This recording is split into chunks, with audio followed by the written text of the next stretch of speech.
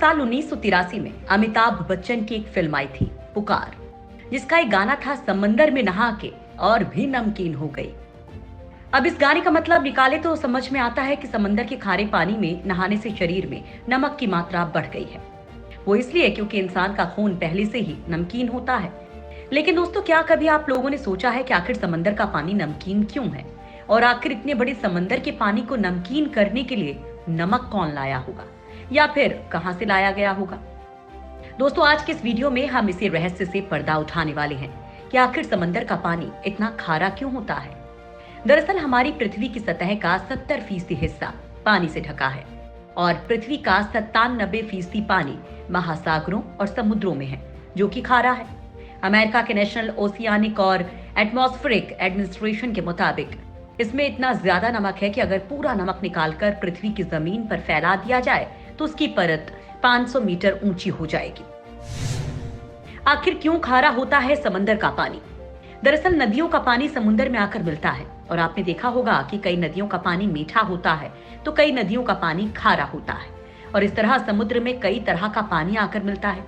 जब ये पानी भाप बनता है तो ये ऊपर जाकर बादलों का रूप ले लेता है और यही बादल बारिश के रूप में नीचे गिरता है।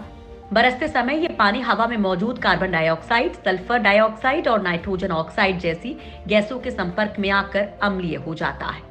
जब ये पानी जमीन, चट्टानों और पहाड़ों पर गिरता है तो बारिश के पानी में मौजूद लवण इसमें घुल जाते हैं। जब इन सतहों से नदी का संपर्क होता है तो ये लवण नदियों में घुल जाते हैं और ये नदियां समुद्र में जाकर मिलती हैं। नदियों में लवणीय पानी बहुत कम मात्रा में होता है, इसलिए नदियों का पानी खारा नहीं लगता। लेकिन जब कई नदियां समुद्र में जाकर मिलती हैं तो इसका लवण समुद्र में चला जाता है। लाखों सालों से नदियों से लाया गया ये लवण समुद्र में इकट्ठा होता आ रहा है और धीरे धीरे पानी खारा होता गया। लेकिन फिर भी समंदर का पानी जरूरत से ज्यादा खारा होता है। इसकी वजह यह है कि ये प्रक्रिया आज से नहीं बल्कि लाखों करोड़ों सालों से चली आ रही है। ऐसा पृथ्वी पर जीवन की शुरुआत होने के पहले से हो रहा है और इसी वजह से धीरे धीरे इतने आयन जमा हो गए कि महासागरों को इतना नमक भरा रहे हैं। इसके अलावा सागरों में नमक आने का एक और स्रोत भी है और वो है समुद्र तल से मिलने वाले उष्ण जलीय द्रव। ये द्रव समुद्र में हर जगह नहीं आते, बल्कि उन्हीं छेदों और दरारों से आते हैं जिनका पृथ्वी की अंदरूनी सतहों से संपर्क होता है। महासागरों और समुद्र के पानी में सबसे ज्यादा आयन क्लोरीन और सोडियम के होते हैं।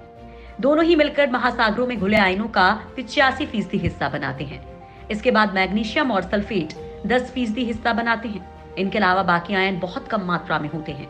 इसके अलावा समुद्र तल की चट्टानों और ज्वालामुखी से भी समुद्र में लवण घुलते रहते हैं, जिस कारण भी समुद्र का पानी खारा हो जाता है।